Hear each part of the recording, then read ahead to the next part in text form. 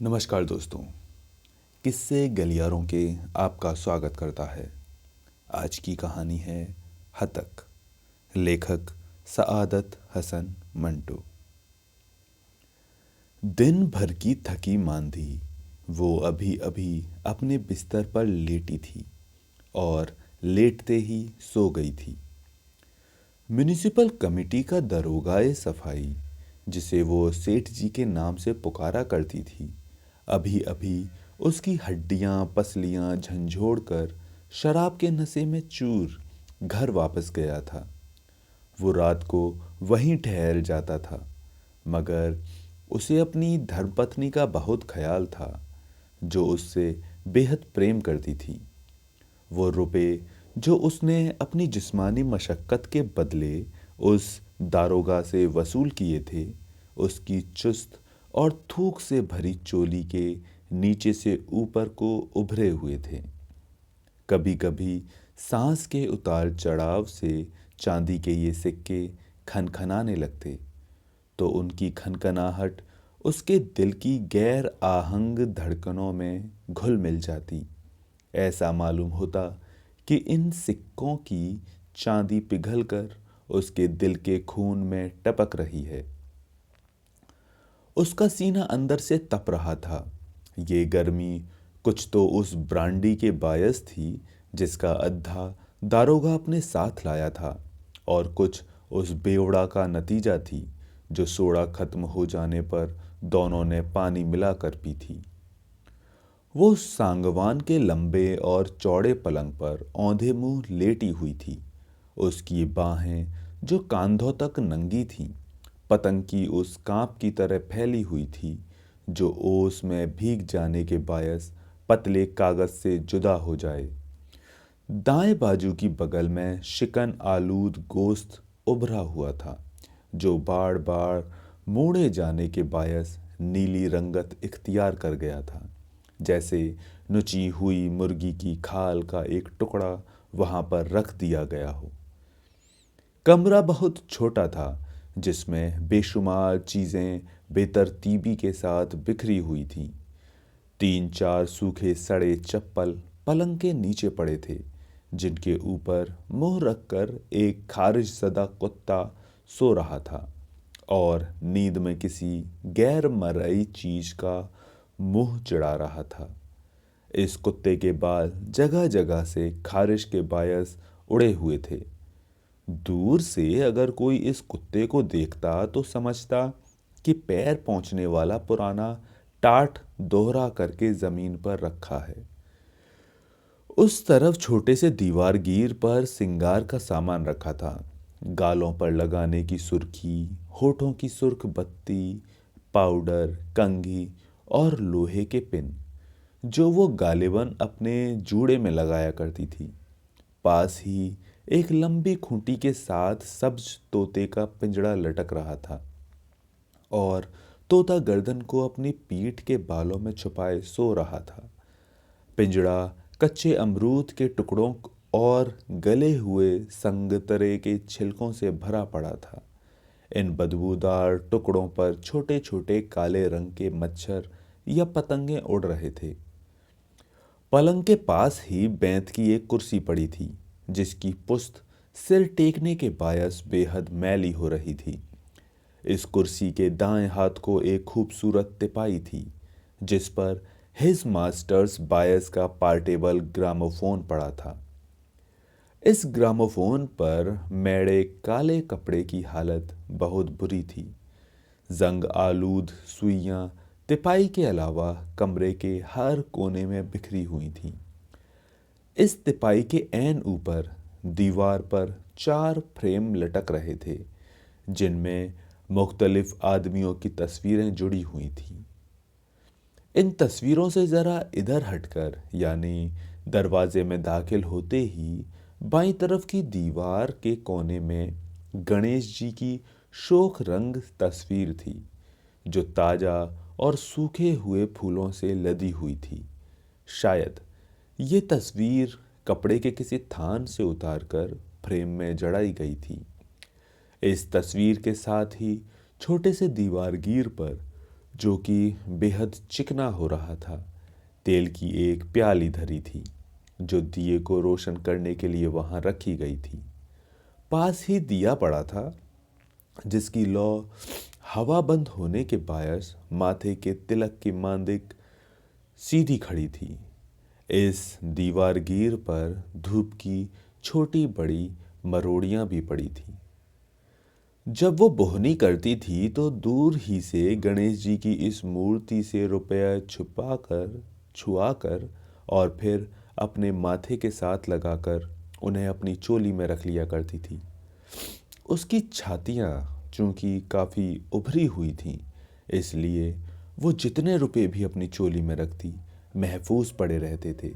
अलबत्ता कभी कभी जब माधो पुणे से छुट्टी लेकर आता तो उसे अपने कुछ रुपए पलंग के पाए के नीचे उस छोटे से गड़े में छुपाने पड़ते थे जो उसने खास इस काम की गर्ज में खोदा था। माधो से रुपए महफूज रखने का ये तरीका सौगंधी को रामलाल दलाल ने बताया था। उसने जब ये सुना था कि माधो पुणे से आकर सौगंधी पर धावे बोलता है तो उसने कहा था, उस साले को तूने कब से यार बनाया है? ये बड़ी अनोखी आशिकी माशुकी है। साला एक पैसा अपनी जेब से निकालता नहीं और तेरे साथ मजे उड़ाता रहता है। मजे अलग रहे, तुझसे कुछ ले भी मरता है। सौगंधी, मुझे कुछ दाल में काला काला नजर आता है। उस साले में कोई बात जरूर है जो तुझे भा गया है। 7 साल से ये धंधा कर रहा हूं और तुम छोकरियों की सारी कमजोरियां जानता हूं। ये कहकर रामलाल ने जो बम्बई शहर के मुख्तलिफ हिस्सों में 10 रुपए से लेकर 100 रुपए तक वाली 120 छोकरियों का धंधा करता था, सौगंधी को बताया था। साली, अपना धन यूं बर्बाद न कर। तेरे अंग पर से कपड़े भी उतार कर ले जाएगा वो तेरी माँ का यार। इस पलंग के नीचे छोटा सा घड़ा खोद कर उसमें सारे पैसे दबा दिया कर और जब वो तेरा यार आया करे तो उससे कहा कर, तेरी जान की कसम माधो, आज सुबह से एक ठेले का भी मुंह नहीं देखा। जरा बाहर वाले से कहकर एक कप चाय और अफलातून बिस्कुट तो मंगवा। भूख से मेरे पेट में चूहे दौड़ रहे हैं, समझी? बहुत नाजुक वक्त आ गया है मेरी जान। इस साली कांग्रेस ने शराब बंद करके बाजार बिल्कुल मंदा कर दिया है, पर तुझे तो कहीं ना कहीं से पीने को मिल ही जाती है। भगवान कसम, जब तेरे यहाँ कभी रात की खाली हुई बोतल देखता हूँ और दारू की बात सूंघता हूँ तो जी चाहता है तेरी जून में चला जाऊं। सौगंधी को अपने जिस्म में सबसे ज्यादा अपना सीना पसंद था। एक बार जमुना ने उससे कहा था, नीचे से इन बूब के गोलों को बांध कर रखा कर, अंगिया पहना रखेगी तो इनकी सिलाई सख्ताई रही ठीक रहेगी। सौगंधी ये सुनकर हंस दी थी। जमुना, तू सबको अपना सरीखा समझती है। 10 रुपए में लोग तेरी बोटियां तोड़कर चले जाते हैं तो तू समझती है कि सबके साथ ऐसा ही होता होगा। कोई मुआ लगाए तो ऐसी वैसी जगह हाथ। अरे हाँ, कल की बात तुझे सुनाऊं। रामलाल रात के 2 बजे एक पंजाबी को लाया। रात भर के 30 रुपए तय हुए। जब हम सोने लगे तो मैंने बत्ती बुझा दी। अरे वो तो डरने लगा। सुनती हो जमुना, तेरी कसम, अंधेरा होता ही उसका वारा ठाठ किरकिरा हो गया। वो डर गया। मैंने कहा, चलो चलो, देर क्यों करते हो, 3 बजने वाले हैं, अभी दिन चढ़ाएगा। वो बोला, रोशनी करो रोशनी करो। मैंने कहा, ये रोशनी क्या हुआ? वो बोला, लाइट लाइट। उसकी भिची हुई आवाज सुनकर मुझसे हंसी न रुकी। भाई, मैं तो लाइट ना करूंगी। और ये कहकर मैंने उसकी गोश्त भरी रान की चुटकी ली। वो तड़प कर उठ बैठा और उसने लाइट ऑन कर दी। मैंने झट से चादर ओढ़ ली और कहा, तुझे शर्म नहीं आती मर्दुए? वो पलंग पर आया तो मैं उठी और मैंने लपक कर लाइट बुझा दी। वो फिर घबराने लगा। तेरी कसम, बड़े मजे में रात कटी। कभी अंधेरा कभी उजाला, कभी उजाला कभी अंधेरा। ट्राम की खड़खड़ हुई तो पतलून वतलून पहनकर वो उठ भागा। साले ने 30 रुपए सट्टे में जीते होंगे, जो यूं मुफ्त में दे गया। जमुना, तू बिल्कुल अल्लड़ है। बड़े बड़े गुर याद हैं मुझे इन लोगों को ठीक करने के लिए। सौगंधी को वाकई बहुत से गुर याद थे, जो उसने अपनी एक दो सहेलियों को बताए भी थे। आमतौर पर वो ये गुर सबको बताया करती थी। अगर आदमी शरीफ हो, ज़्यादा बातें न करता हो, तो उससे खूब शरारतें करो, अनगिनत बातें करो, उसे छेड़ो, सताओ, उसके गुदगुदी करो, उससे खेलो। अगर दाढ़ी रखता हो तो उसकी दाढ़ी में उंगलियों से कंघी करते करते दो चार बाल भी नोच लो। अगर उसका पेट बड़ा हो तो उसे थपथपाओ, उसको इतनी मोहलत ही न दो कि वो अपनी मर्जी से कुछ कर पाए। वो खुश खुश चला जाएगा और तुम बची रहोगी। ऐसे मर्द जो गुपचुप रहते हैं बड़े खतरनाक होते हैं बहन। उनका दाव चल जाए तो हड्डी पसली तोड़ देते हैं। सौगंधी इतनी चालाक नहीं थी जितनी खुद को जाहिर करती थी। उसके ग्राहक बहुत कम थे। गायत दर्जा जज्बाती लड़की थी। यही वजह है कि वो तमाम गुर जो उसे याद थे उसके दिमाग से फिसलकर उसके पेट में आ जाते थे, जिस पर एक बच्चा हो जाने के बायस कई लकीरें पड़ गई थीं। इन लकीरों को पहली मर्तबा देखकर ऐसा लगा था कि उसके खारिशज़दा कुत्ते ने अपने पंजे से ये निशान बना दिए हैं। जब कोई कुतिया बड़ी बेइतनाई से उसके पालतू कुत्ते के पास से गुजरती थी, तो वो शर्मिंदगी दूर करने के लिए ज़मीन पर अपने पंजों से इसी किस्म के निशान बनाया करता था। सौगंधी दिमाग में ज़्यादा रहती थी, लेकिन जूं ही कोई नर्मो नाजुक बात, कोई कोमल बोल उससे कहता, तो झट पिघलकर वो अपने जिस्म के दूसरे हिस्सों में फैल जाती।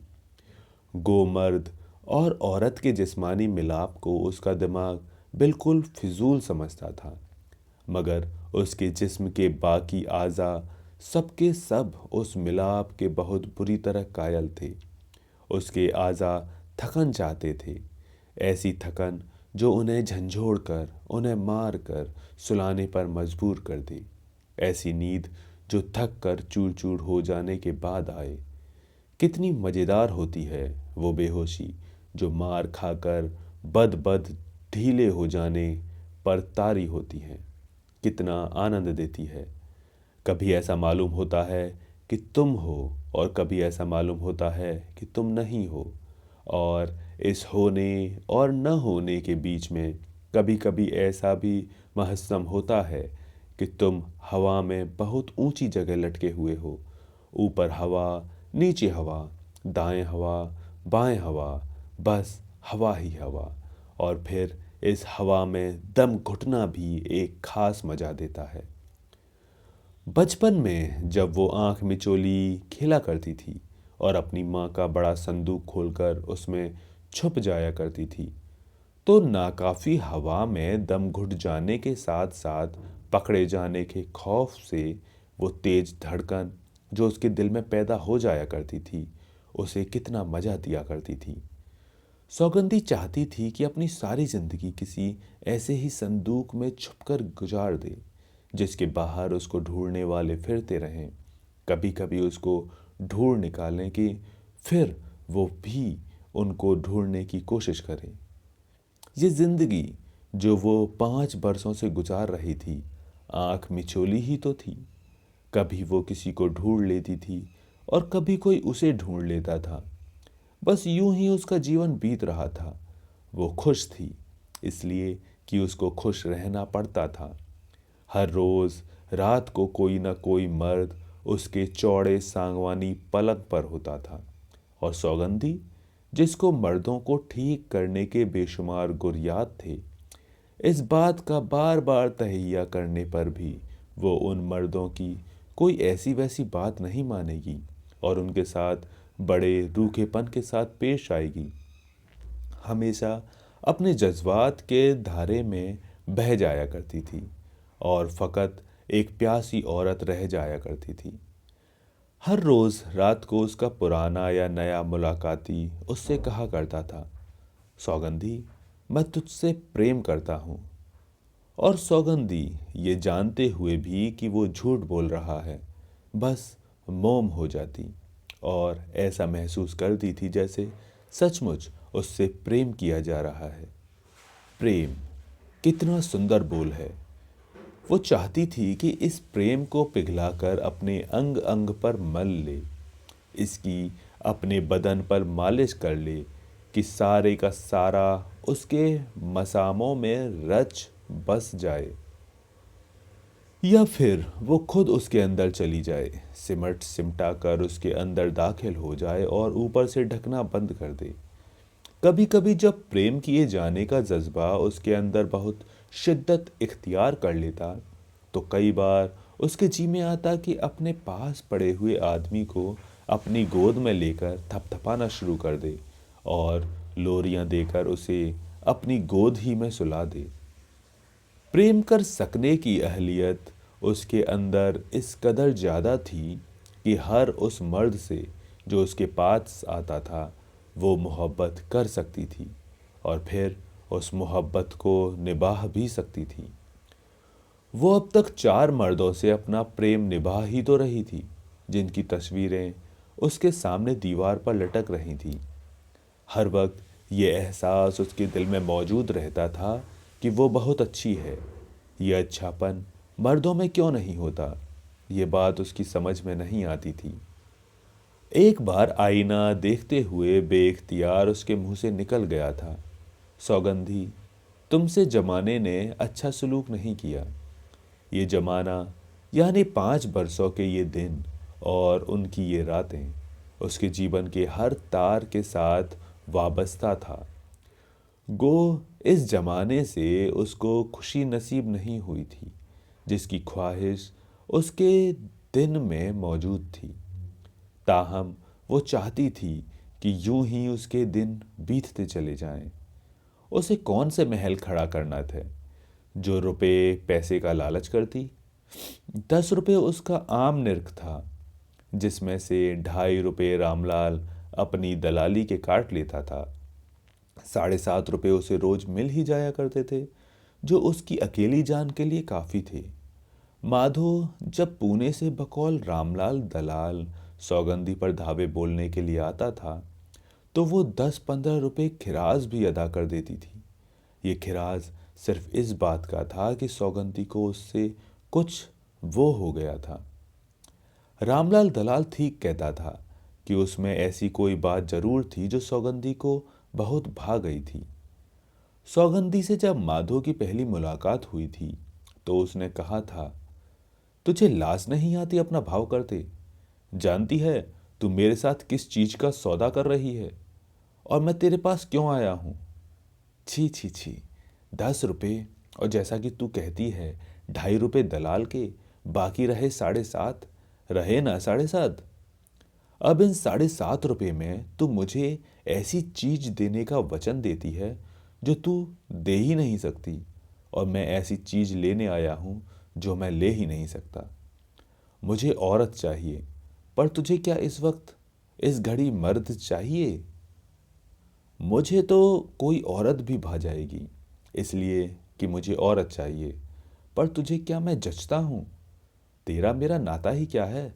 कुछ भी नहीं। बस ये 10 रुपये, जिनमें से 2.5 दलाली में चले जाएंगे और बाकी इधर उधर बिखर जाएंगे। तेरे और मेरे बीच में बज रहे हैं। तू भी इनका वजन सुन रही है और मैं भी। तेरा मन कुछ और सोचता है, मेरा मन कुछ और। क्यों ना कोई ऐसी बात करें कि तुझे मेरी ज़रूरत हो और मुझे तेरी। पुणे में हवलदार हूँ, महीने में एक बार यहाँ आया करूँगा, 3-4 दिन के लिए। ये धंधा छोड़, मैं तुझे खर्च दिया करूँगा। क्या बाज है इस खोली का, क्या भाड़ा है इस खोली का।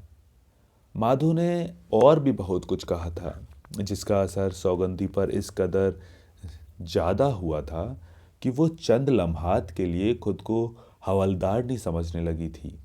बातें करने के बाद माधो ने उसकी कमरे की बिखरी हुई चीज़ें करीने से रखी थीं और वो नंगी तस्वीरें जो सौगंधी ने अपने सिरहाने लटका रखी थी, बिना पूछे गड्ढे फाड़ दी थी और कहा था, भाई मैं ऐसी तस्वीरें यहाँ नहीं रहने दूंगा।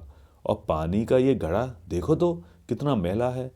और ये चीथड़े, ये चिंदियाँ, उफ, कितनी बुरी बास आती है। उठा के बाहर फेंक इनको। और तूने अपने बालों का ये क्या सत्यानाश कर रखा है। और 3 घंटे की बातचीत के बाद सौगंधी और माधो आपस में घुल मिल गए थे।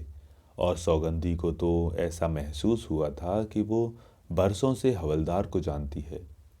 उस वक्त तक किसी ने भी कमरे में बदबूदार चीथड़ों, मैले घड़े और नंगी तस्वीरों की मौजूदगी का ख्याल नहीं किया था।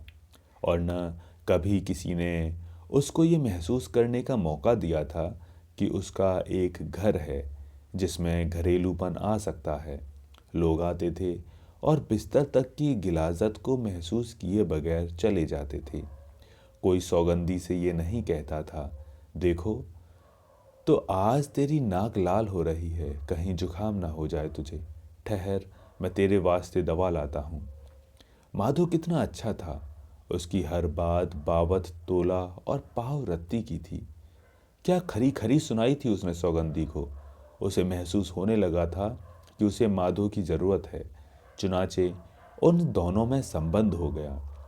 महीने में एक बार माधो पुणे से आता था और वापस जाते हुए हमेशा सौगंधी से कहा करता था, देख सौगंधी, अगर तूने फिर से अपना धंधा शुरू किया तो बस तेरी मेरी टूट जाएगी। अगर तूने एक बार भी किसी मर्द को अपने यहाँ ठहराया तो चुटिया से पकड़कर बाहर निकाल दूंगा। देख, इस महीने का खर्च मैं तुझे पुणे पहुँचते ही मनी ऑर्डर कर दूंगा। हाँ, क्या भाड़ा है इस खोली का। न माधो ने कभी पूना से खर्च भेजा था और न सौगंधी ने अपना धंधा बंद किया था। दोनों अच्छी तरह जानते थे कि क्या हो रहा है। न सौगंधी ने कभी माधो से ये कहा था, तू ये क्या टर किया करता है, एक फूटी कौड़ी भी दी है तूने। और न माधो ने कभी सौगंधी से पूछा था, ये माल तेरे पास कहाँ से आता है, जबकि मैं तुझे कुछ देता ही नहीं। दोनों झूठे थे। दोनों एक मुलम्मा की हुई जिंदगी बसर कर रहे थे। लेकिन सौगंधी खुश थी। जिसको असल सोना ना मिले वो मुलम्मा किए हुए गहनों ही पर राजी हो जाया करता है। उस वक्त सौगंधी थकी मांदी सो रही थी। बिजली का कुमकुमा जिसे ऑफ करना वो भूल गई थी, उसके सिर के ऊपर लटक रहा था। उसकी तेज रोशनी उसकी मुंदी हुई आंखों के साथ टकरा रही थी, मगर वो गहरी नींद सो रही थी। दरवाजे पर दस्तक हुई। रात के 2 बजे ये कौन आया। सौगंधी के ख्वाब आलूद कानों में दस्तक की आवाज़ भिनभिनाहट बनकर पहुंची। दरवाज़ा अब जोर से खटखटाया गया तो वो चौंक कर उठ बैठी।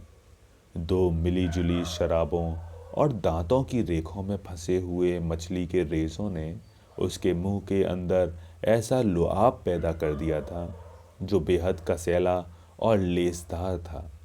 धोती के पल्लू से उसने ये बदबूदार लुआब साफ किया और आंखें मलने लगी। पलंग पर वो अकेली थी।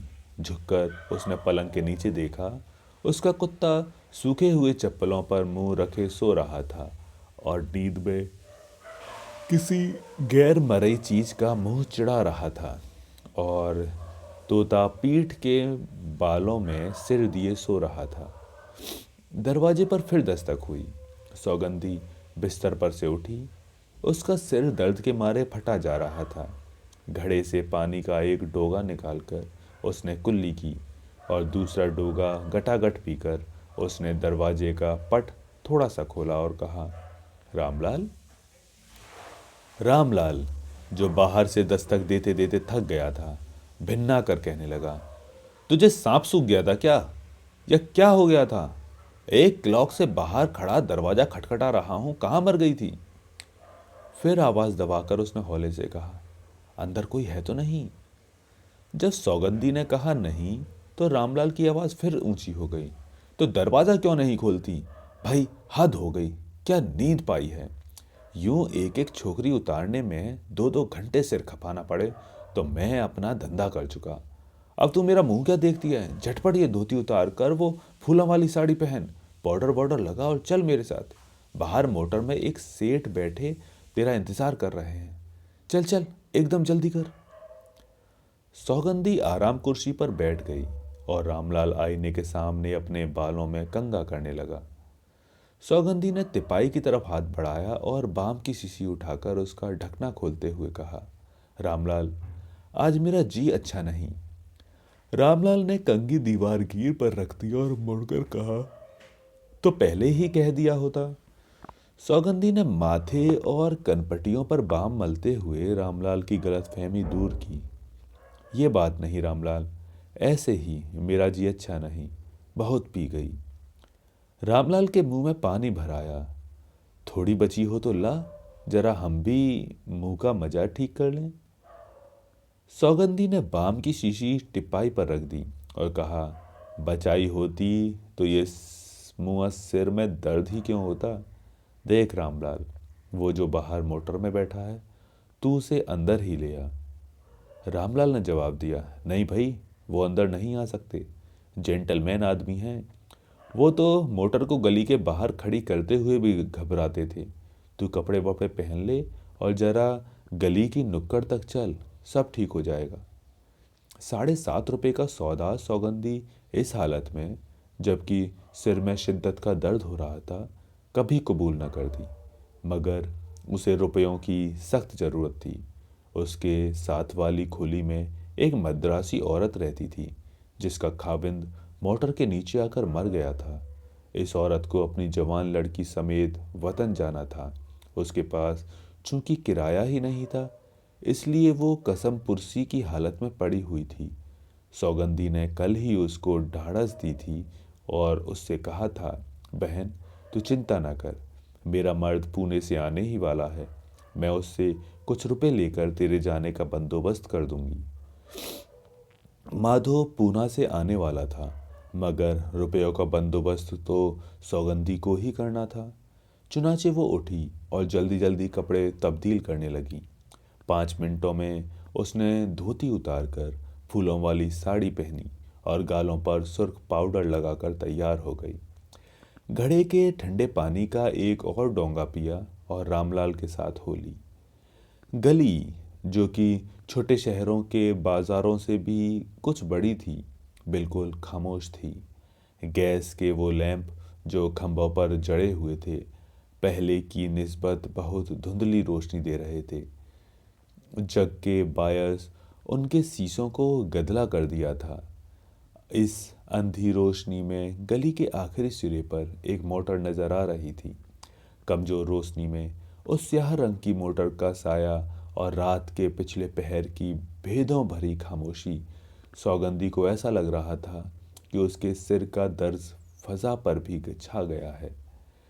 एक कसैलापन उसे हवा के अंदर भी महसूस हुआ, जैसे ब्रांडी और बेवड़ा की बात से हवा भी बोझल हो रही हो। आगे बढ़कर रामलाल ने मोटर के अंदर बैठे हुए आदमियों से कुछ कहा। इतने में सौगंधी मोटर के पास पहुंच गई। रामलाल ने एक तरफ हटकर फिर कहा, लीजिए, वो आ गई, वही अच्छी छोकरी है, थोड़े ही दिन हुए हैं इसे धंधा शुरू किए। फिर उसने सौगंधी से मुखातिब होकर कहा, सौगंधी इधर आ, सेठ जी बुलाते हैं। सौगंधी साड़ी का एक किनारा अपनी उंगली पर लपेटती हुई आगे बढ़ी और मोटर के दरवाजे के पास खड़ी हो गई। सेठ साहब ने बैटरी उसके चेहरे के पास रोशन की। एक लम्हे के लिए उस रोशनी ने सौगंधी की खुमार आलूद आंखों में चकाचौंध पैदा की। फिर बटन दबने की आवाज़ पैदा हुई और रोशनी बुझ गई और साथ ही सेठ जी के मुंह से उह निकली। फिर एकदम मोटर का इंजन फड़फड़ाया और मोटर ये जा वो जा। सौगंधी कुछ सोचने भी न पाई थी। उसकी आंखों में अभी तक बैटरी की तेज रोशनी घुसी हुई थी। वो ठीक तरह से सेठ का चेहरा भी न देख सकी थी। आखिर ये हुआ क्या? इस ऊह का मतलब क्या था? ऊह जो अभी तक उसके कानों में भिनभिना रही थी। क्या क्या? उसे रामलाल दलाल की आवाज़ सुनाई दी। पसंद नहीं किया तुझे? अच्छा भाई, मैं चलता हूँ। 2 घंटे मुफ्त ही में बर्बाद किए। ये सुनकर सौगंधी की टांगों में, उसकी बाहों में, उसके हाथों में एक जबरदस्त हरकत पैदा हुई। कहाँ है वो मोटर? कहाँ है वो सेठ? तो ऊँ का ये मतलब ये है कि उसने मुझे पसंद नहीं किया। उसकी गाली उसके पेट के अंदर से उठी और जबान की नोक पर आकर रुक गई। वो आखिर गाली किसे देती? मोटर तो जा चुकी थी। उसकी दुम की सुर्ख बत्ती उसके सामने दूर बाजार के अंधियारे में डूब रही थी और सौगंधी को महसूस हो रहा था कि वो लाल लाल अंगारा उह है जो उसके सीने में बरसे की तरह उतरता चला जा रहा है। उसके जी में आई कि जोर से पुकारे, ओ सेठ, जरा मोटर रोकना अपनी, बस 1 मिनट के लिए। पर वो सेठ बहुत दूर निकल चुका था। वो सुनसान बाजार में खड़ी थी।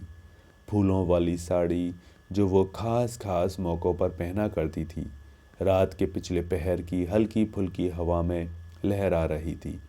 साड़ी और उसकी रेशमी सरसराहट सौगंधी को बहुत बुरी मालूम हो रही थी। वो चाह रही थी कि उस साड़ी के चीथड़े उड़ा दे, क्योंकि साड़ी हवा में लहरा लहरा कर ऊह ऊह कर रही थी। गालों पर उसने पाउडर लगाया था और होठों पर सुर्खी। जब उसे ख्याल आया कि ये श्रृंगार उसने अपने आप को पसंद कराने के वास्ते किया था, तो शर्म के मारे उसे पसीना आ गया। शर्मिंदगी दूर करने के लिए उसने सोचा, मैंने उस मुए को दिखाने के लिए थोड़े ही अपने आप को सजाया था। ये तो मेरी आदत है। मेरी क्या, सबकी यही आदत है। पर पर ये रात के 2 बजे और रामलाल दलाल और ये बाजार और वो मोटर और वो बैटरी की चमक, ये सब कुछ ध्यान में आते ही रोशनी के धब्बे उसकी हद्दे निगाह तक फजा से इधर उधर तैरने लगे और मोटर की इंजन की फरफराहट उसे हवा के हर झोंके में सुनाई देने लगी। उसके माथे का पर बाम का लेप जो श्रृंगार करने के दौरान बिल्कुल हल्का हो गया था, पसीना आने के बायस उसके मसामों में दाखिल होने लगा। सौगंधी को अपना माथा किसी और का माथा मालूम हुआ। जब हवा का एक झोंका उसके अर्क आलूद माथे के पास से गुजरा, तो उसे ऐसा लगा कि सर्द सर्द टीन का एक टुकड़ा काटकर उसके माथे के साथ चस्पा कर दिया गया है। सिर में दर्द वैसे का वैसा मौजूद था, मगर ख्यालात की भीड़ भाड़ और उनके शोर ने इस दर्द को अपने नीचे दबा रखा था। सौगंधी ने कई बार इस दर्द को अपने ख्यालात के नीचे से निकालकर ऊपर लाना चाहा, मगर नाकाम रही। वो चाहती थी कि किसी न किसी तरह उसका अंग अंग दुखने लगे। उसके सिर में दर्द हो, उसकी टांगों में दर्द हो, उसके पेट में दर्द हो, उसकी बाहों में दर्द हो, ऐसा दर्द कि वो सिर्फ दर्द ही का ख्याल करे और बाकी सब कुछ भूल जाए। ये सोचते सोचते उसके दिल में कुछ हुआ। क्या ये दर्द था? एक लम्हे के लिए उसका दिल सिकुड़ा और फिर फैल गया। ये क्या था? लानत। ये तो वही ऊँह थी जो उसके दिल के अंदर कभी सिकुड़ रही थी और कभी फैल रही थी। घर की तरफ सौगंधी के कदम उठे ही थे कि रुक गए और वो ठहर कर फिर सोचने लगी। रामलाल दलाल का ख्याल है कि उसे मेरी शक्ल पसंद नहीं आई। शक्ल का तो उसने जिक्र नहीं किया। उसने तो ये कहा था, सौगंधी, तुझे पसंद नहीं किया। उसे उसे मेरी शक्ल पसंद नहीं आई तो क्या हुआ? मुझे भी तो कई आदमियों की शक्ल पसंद नहीं आती। वो जो अमावस की रात को आया था, कितनी बुरी सूरत थी। क्या मैंने नाक मुंह नहीं चौड़ाई थी? जब वो मेरे साथ सोने लगा था, मुझे घिन नहीं आई थी? क्या मुझे उबकाई आते आते नहीं रुक गई थी? ठीक है, पर सौगंधी, तूने उसे दुत्कारा नहीं था, तूने उसे ठुकराया नहीं था। इस मोटर वाले सेठ ने तो तेरे मुंह पर थूका है। ऊँह? इस ऊँह का और मतलब ही क्या है? यही कि इस छचुंदर के सिर में चमेली का तेल। उह, ये मूंग और मसूर की दाल। अरे रामलाल, तू ये छिपकली कहाँ से पकड़ लाया? इस लौंडिया की इतनी तारीफ कर रहा था तू। 10 रुपए, और ये औरत खच्चर क्या बुरी है? सौगंधी सोच रही थी, और उसके पैर के अंगूठे से लेकर सिर की चोटी तक गर्म लहरें दौड़ रही थीं। उसको कभी अपने आप पर गुस्सा आ रहा था और कभी रामलाल दलाल पर, जिसने रात के 2 बजे उसे बेआराम किया। लेकिन फौरन ही वो खुद को और रामलाल दलाल को बेकसूर पाकर सेठ का ख्याल करने लगती।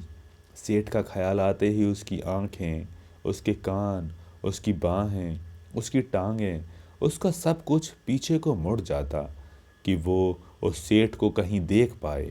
उसके अंदर ये ख्वाहिश बड़ी शिद्दत के साथ पैदा हो रही थी कि जो कुछ हो चुका है एक बार फिर हो, सिर्फ एक बार। वो हौले हौले मोटर की तरफ बढ़ी।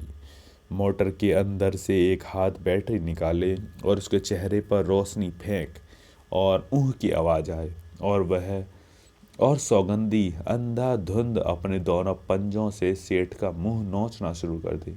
वो वहशी बिल्ली की तरह झपटे और अपनी सारी उंगलियों के सारे नाखून, जो उसने मौजूदा फैशन के मुताबिक बढ़ा रखे थे, उस सेठ के गालों में गड़ा दे, उसे बालों से पकड़कर बाहर घसीट ले और धड़ाधड़ उसे मुक्के मारना शुरू कर दे, और जब थक जाए तो रोना शुरू कर दे। रोने का ख्याल सौगंधी को सिर्फ इसलिए आया कि उसकी आंखों में गुस्से और बेबसी की शिद्दत के बायस 3-4 बड़े बड़े आंसू बन रहे थे। एकाएकी सौगंधी ने अपनी आंखों से सवाल किया, तुम रोती क्यों हो? तुम्हें क्या हुआ है कि टपकने लगी हो? आंखों से किया हुआ सवाल चंद लम्हात तक उन आंसुओं में तैरता रहा, जो अब पलकों पर कांप रहे थे। सौगंधी इन आंसुओं में से देर तक उस खला को घूरती रही जिधर सेठ की मोटर गई थी। फड़ फड़ फड़, ये आवाज़ कहाँ से आई? सौगंधी ने चौंक कर इधर उधर देखा, लेकिन किसी को ना पाया। अरे, ये तो तेरा दिल फड़फड़ाया है, वो समझी थी। मोटर का इंजन बोला है। उसका दिल, ये क्या हो गया है उसके दिल को? आज ये क्या रोग लग गया है उसके दिल को? अच्छा भला चलता चलता रुककर धड़ धड़ क्यों करने लगता है? बिल्कुल उसके उस घिसे हुए रिकॉर्ड की तरह, जो सुई के नीचे घूमता घूमता एक जगह आकर रुक जाता था और रात कटी गिन गिन तारे कहता कहता तारे तारे की रट लगाने लगता था। आसमान तारों से अटा हुआ था। सौगंधी ने उनकी तरफ देखा और कहा, कितने सुंदर हैं। वो चाहती थी कि अपना ध्यान किसी और तरफ पलट दे, पर जब उसने सुंदर कहा तो झट से ये ख्याल उसके दिमाग में कूदा, ये तारे तो सुंदर हैं, पर तू कितनी भौंडी है। अभी अभी तो तेरी सूरत को फटकारा गया है। सौगंधी, तू बदसूरत नहीं है। ये ख्याल आते ही वो तमाम अक्स एक एक करके उसकी आंखों के सामने आने लगे, जो इन 5 वर्षों के दौरान में वो आईने में देख चुकी थी। इसमें शक नहीं था कि उसका रूप रंग अब वो नहीं रहा जो आज से 5 साल पहले था, जब वो तमाम फिक्रों से आज़ाद अपने माँ बाप के साथ रहा करती थी। लेकिन बदसूरत तो अब भी नहीं थी। उसकी शक्ल सूरत उन तमाम औरतों की सी थी जिनकी तरफ मर्द गुजरते गुजरते घूम के देख लिया करते हैं। उसमें वो तमाम खूबियाँ मौजूद थीं जो सौगंधी के ख्याल में हर मर्द उस औरत में ज़रूरी समझता है, जिसके साथ उसे 1-2 रातें बसर करनी होती हैं। वो जवान थी और उसके आजा मुतनसिब थे। कभी कभी नहाते वक्त जब उसकी निगाहें अपनी रानों पर पड़ती थीं, तो वो खुद उनकी गोलाई और गदराहट को पसंद किया करती थी। वो खुशमुल्क थी। इन 5 वर्षों के दौरान में शायद ही कोई आदमी उसे नाखुश होकर गया हो। वो बड़ी मिलनसार और बड़ी रहमदिल थी। पिछले ही दिनों क्रिसमस में जब वो गोलपेठा में रहा करती थी, एक नौजवान लड़का उसके पास आया था। सुबह उठकर जब उसने दूसरे कमरे में जाकर खूंटी से कोट उतारा तो बटुआ गायब पाया। सौगंधी का नौकर ये बटुआ ले उड़ा था। वो बेचारा बहुत परेशान हुआ। वो छुट्टियां गुजारने के लिए हैदराबाद से बम्बई आया था और अब उसके पास वापस जाने के लिए एक पैसा भी न रहा था। सौगंधी ने तरस खाकर उसे उसके 10 रुपये वापस कर दिए। मुझ में क्या बुराई है? सौगंधी ने यह सवाल हर उस चीज़ से कहा जो उसकी आंखों के सामने थी। गैस के अंधे लैंप, लोहे के खंभे, फुटपाथ के चौकोर पत्थर और सड़क की उखड़ी हुई बजरी, इन सब चीज़ों की तरफ उसने बारी बारी देखा। फिर उसने आसमान की तरफ निगाहें उठाईं जो उसके ऊपर झुका हुआ था, मगर उसे कोई जवाब न मिला। जवाब उसके अंदर मौजूद था।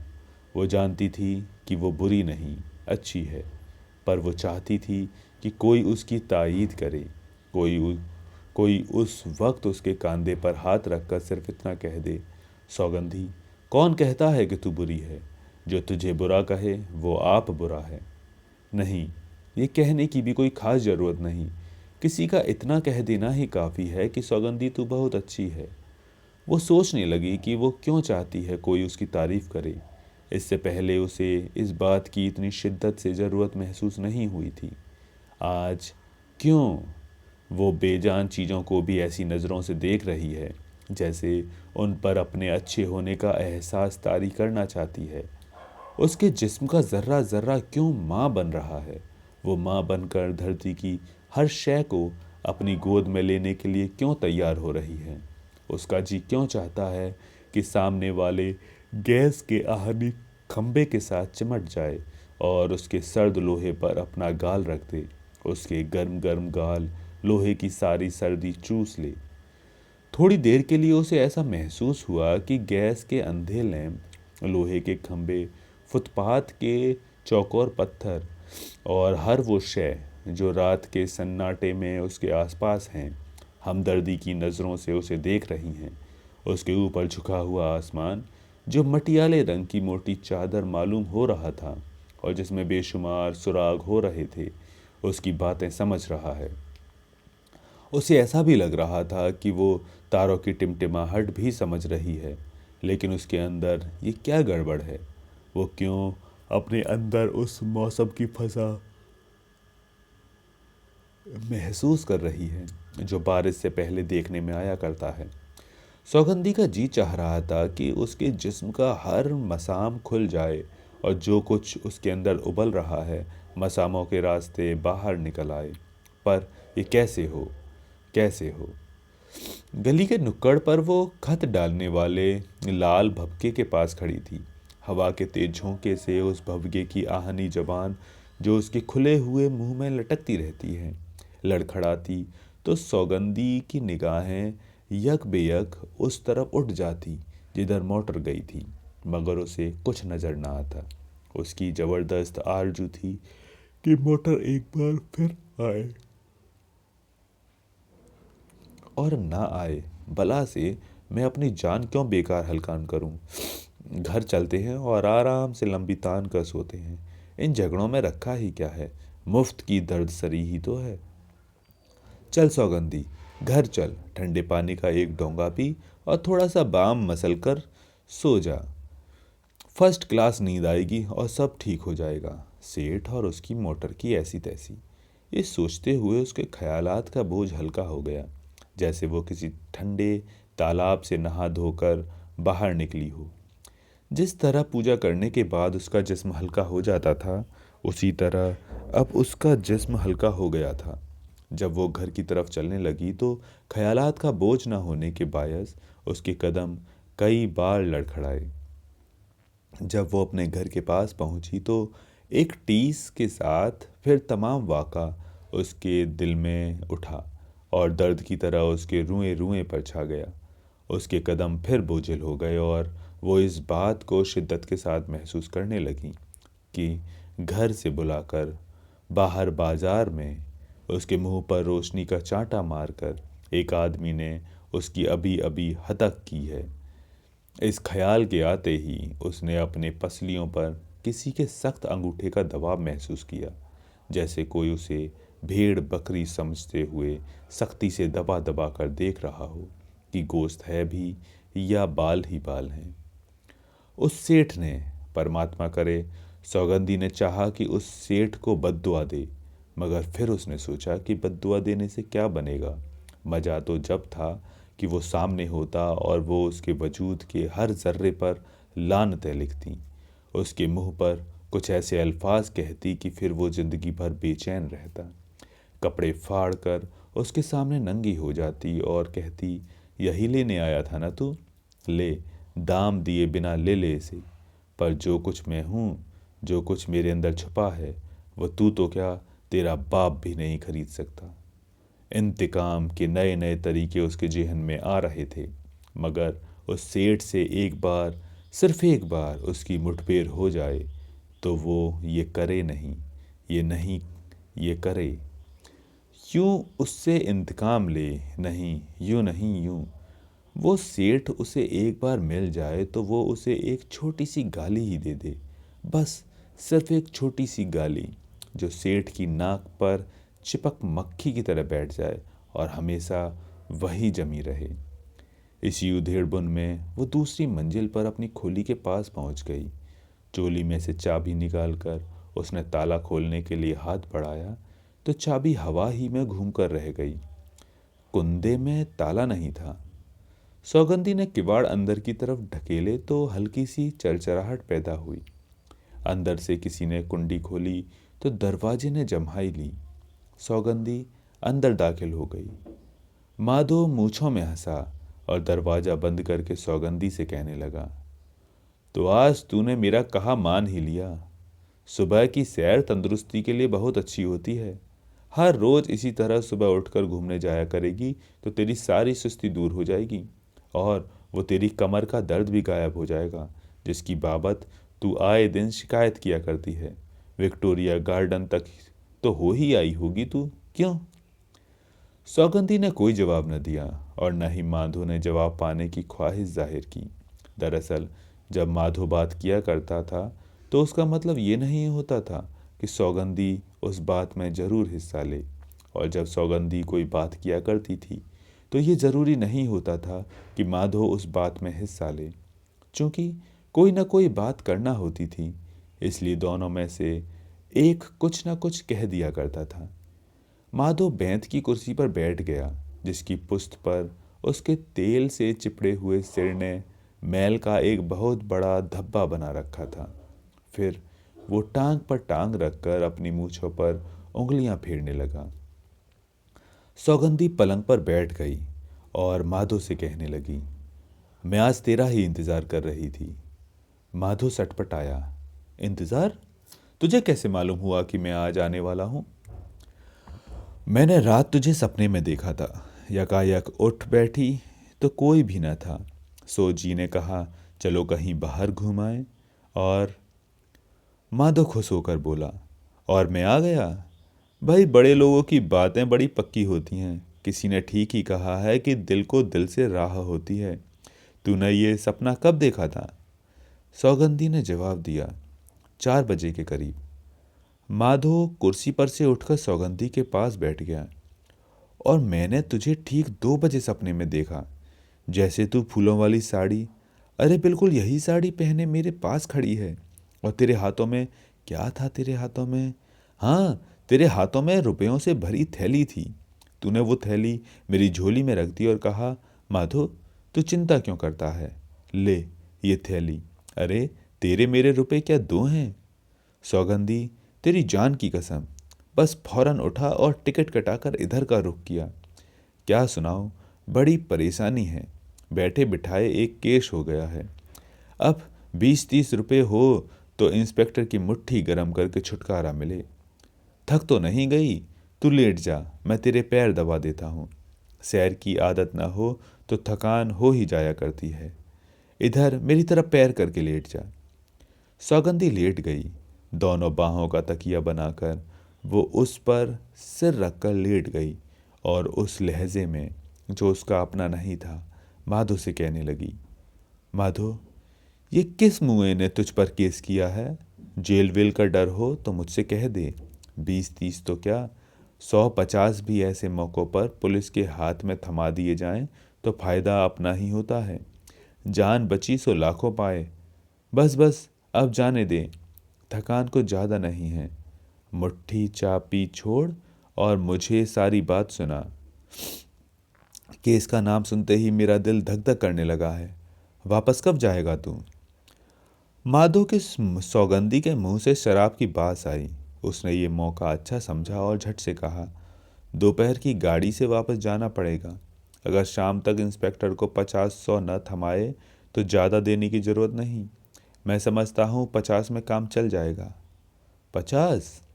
ये कहकर सौगंधी बड़े आराम से उठी और 4 तस्वीरों के पास आहिस्ता आहिस्ता गई जो दीवार पर लटक रही थीं। बाएं तरफ से तीसरे फ्रेम में माधो की तस्वीर थी। बड़े बड़े फलों वाले पर्दे के आगे कुर्सी पर वो अपने दोनों घुटनों पर हाथ रखे बैठा था। तस्वीर उतरवाने का ख्याल माधो पर इस कदर गालिब था कि उसकी हर शय तस्वीर से बाहर निकल निकल कर पुकार रही थी, हमारा फोटो उतरेगा, हमारा फोटो उतरेगा। कैमरे की तरफ माधो आंखें फाड़ फाड़ कर देख रहा था। ऐसा मालूम होता था कि फोटो उतरवाते वक्त उसे बहुत तकलीफ हुई थी। सौगंधी खिलखिलाकर हंस पड़ी। उसकी हंसी कुछ ऐसी तीखी और नुकीली थी कि माधो को सुइयां सी चुभने लगी। पलंग पर से उठकर वो सौगंधी के पास आया। किसकी तस्वीर देखकर तू इस कदर जोर से हंसी है? सौगंधी ने बाएं हाथ की पहली तस्वीर की तरफ इशारा किया, जो म्यूनिसिपैलिटी के दरोगा सफाई की थी। इसकी म्यूनिसिपैलिटी का दरोगा की जरा देख तो। इसका थोपड़ा कहता था एक रानी उस पर आशिक हो गई थी। हाँ, ये मुंह और मसूर की दाल। ये कहकर सौगंधी ने फ्रेम को इस जोर से खींचा कि दीवार में से कील भी प्लास्टर समेत उखड़ गई। माधो की हैरत अभी दूर न हुई थी कि सौगंधी ने फ्रेम को खिड़की से बाहर फेंक दिया। 2 मंजिलों से ये फ्रेम नीचे जमीन पर गिरा और फिर कांच टूटने की झनकार सुनाई दी। सौगंधी ने झनकार के उठते ही कहा, रानी भगन कचरा उठाने आएगी तो मेरे इस राजा को भी साथ ले जाएगी। इस बार फिर उसी तीखी और नुकीली हंसी की फुहार सौगंधी के होठों से गिरना शुरू हुई, जैसे वो उन पर चाकू या छुरी की धार तेज कर रही हो। माधो बड़ी मुश्किल से मुस्कुराया, फिर वो हंसा, ही ही ही।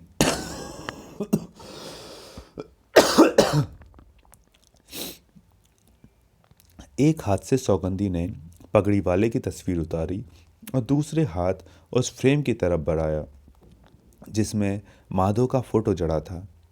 माधो अपनी जगह पर सिमट गया, जैसे सौगंधी का हाथ उसकी तरफ बढ़ रहा हो। 1 सेकंड में फ्रेम कील समेत सौगंधी के हाथ में आ गया। जोर का कहकहा लगाकर सौगंधी ने ऊह की और दोनों फ्रेम एक साथ खिड़की में से बाहर फेंक दिए।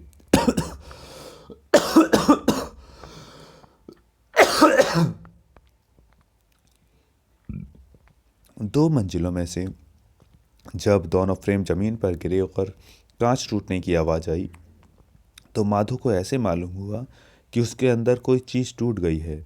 बड़ी मुश्किल से उसने हंसकर कहा, ये तूने अच्छा किया, मुझे भी ये फ़ोटो पसंद नहीं था। सौगंधी आहिस्ता आहिस्ता माधो के पास आई और कहने लगी, तुझे ये फ़ोटो पसंद नहीं था, पर मैं पूछती हूँ तुझ में ऐसी कौन सी चीज़ है जो किसी को पसंद आ सकती है? ये तेरी पकौड़ा जैसी नाक, ये तेरा बालों भरा माथा, ये तेरे सूजे हुए नथुने, ये तेरे मुड़े हुए कान, और ये तेरे मुंह की बांस, ये तेरे बदन का मैल। तुझे अपना फोटो पसंद नहीं था? हाँ, पसंद क्यों होता? तेरे ऐब जो छुपा रखे थे इसने।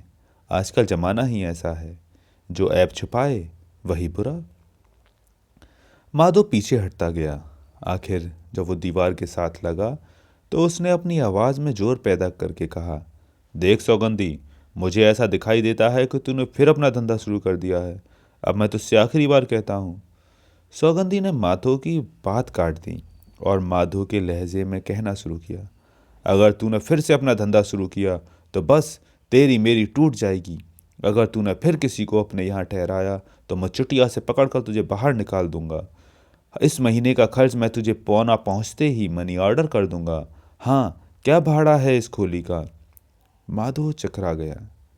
सौगंधी ने अब अपनी आवाज़ में कहना शुरू किया, मैं बताती हूँ, 15 रुपया भाड़ा है इस खोली का और 10 रुपया भाड़ा है मेरा, और जैसा कि तुझे मालूम है 2.5 रुपया दलाल के, बाकी रह गए 7.5। रहे ना 7.5। इन 7.5 रुपये में मैंने तुझे ऐसी चीज़ देने का वचन दिया था जो मैं तुझे दे ही नहीं सकती थी, और तू ऐसी चीज़ लेने आया था जो तू ले ही नहीं सकता था। तेरा और मेरा नाता ही क्या था? कुछ भी नहीं।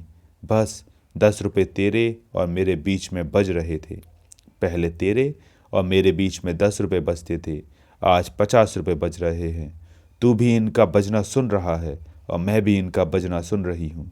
ये तूने अपने बालों का क्या सत्यानाश कर रखा है? ये कहकर सौगंधी ने माधो की टोपी उंगली से एक तरफ उड़ा दी। माधो को सौगंधी की ये हरकत बहुत नागवार गुजरी। उसने बड़े कड़े लहजे में कहा, सौगंधी। सौगंधी ने माधो की जेब से रूमाल निकालकर सूंघा और फिर फर्श पर फेंक दिया। ये चिथड़े, ये चुंदिया, उफ, कितनी बास आती है। उठाकर बाहर फेंको इसे। माधो चिल्लाया, सौगंधी। सौगंधी ने तेज लहजे में कहा, सौगंधी के बच्चे, तू आया किस लिए है यहाँ? तेरी माँ रहती है जो तुझे 50 रुपये देगी, या तू कोई बहुत बड़ा गबरू जवान है जो मैं तुझ पर आशिक हो गई हूँ? कुत्ते, कमीने, मुझ पर रौब गांठता है। मैं तेरी दबैल हूँ क्या भिकमंगे? तू अपने आप को समझता क्या है? मैं पूछती हूँ, कौन है तू, चोर या गठकतरा? इस वक्त तू मेरे मकान में करने क्या आया था? बुलाऊं पुलिस को? पुणे में तुझ पर केस हो न हो, यहाँ तुझ पर एक केस मैं खड़ा कर दूंगी। माधो सहम गया। दबे हुए लहजे में वो सिर्फ इस कदर कह सका, सौगंधी, तुझे हो क्या गया है? तेरी माँ का सिर। तू होता कौन है मुझसे ऐसे सवाल करने वाला? भाग यहाँ से, वरना। सौगंधी की बुलंद आवाज़ सुनकर उसका खारिजदा कुत्ता, जो सूखे हुए चप्पलों पर मुंह रखकर सो रहा था, हड़बड़ा कर उठ बैठा और माधो की तरफ मुंह उठाकर भौंकना शुरू कर दिया। कुत्ते के भौंकने के साथ ही सौगंधी जोर से हंसने लगी। माधो डर गया। गिरी हुई टोपी उठाने के लिए वो झुका तो उसे सौगंधी की गरज सुनाई दी, खबरदार, पड़ी रहने दे वहीं, तू जा। तेरे पूना पहुंचते ही मैं इसे मनी ऑर्डर कर दूंगी। ये कहकर सौगंधी जोर से हंसी और हंसते हंसते कुर्सी पर बैठ गई। उसके खारिजदा कुत्ते ने भौंक भौंक कर माधो को कमरे से बाहर निकाल दिया। माधो को सीढ़ियां उतार कर जब कुत्ता अपनी टुड़ मुड़ दुम हिलाता सौगंधी के पास वापस आया और उसके कदमों के पास बैठकर अपने कान फड़फड़ाने लगा, तो सौगंधी चौंकी। उसने अपने चारों तरफ हौलनाक सन्नाटा देखा, ऐसा सन्नाटा जो उसने पहले कभी न देखा था। उसे ऐसा लग रहा था कि शय खाली है। ऐसे मुसाफिरों से लदी हुई रेलगाड़ी सब स्टेशनों पर मुसाफिरों को उतारकर अब लोहे के शेड में बिल्कुल अकेली खड़ी है। ये खला जो अचानक सौगंधी के अंदर पैदा हो गया था, उसे बहुत तकलीफ दे रहा था। उसने काफ़ी देर तक इस खला को भरने की कोशिश की, मगर बेसूद वो एक ही वक्त में बेशुमार ख्यालात अपने दिमाग में ठूंसती थी, मगर बिल्कुल छलनी का सा हिसाब था। इधर वो दिमाग को पुर करती थी, उधर वो खाली हो जाता था। बहुत देर तक वो बेंत की कुर्सी पर बैठी रही। सोच विचार के बाद भी जब उसको अपना दिल पर चाहने का कोई तरीका ना मिला, तो उसने अपने खारिजदा कुत्ते को गोद में उठाया और सागवान के चौड़े पलंग पर उसे पहलू में लिटा कर सो गई।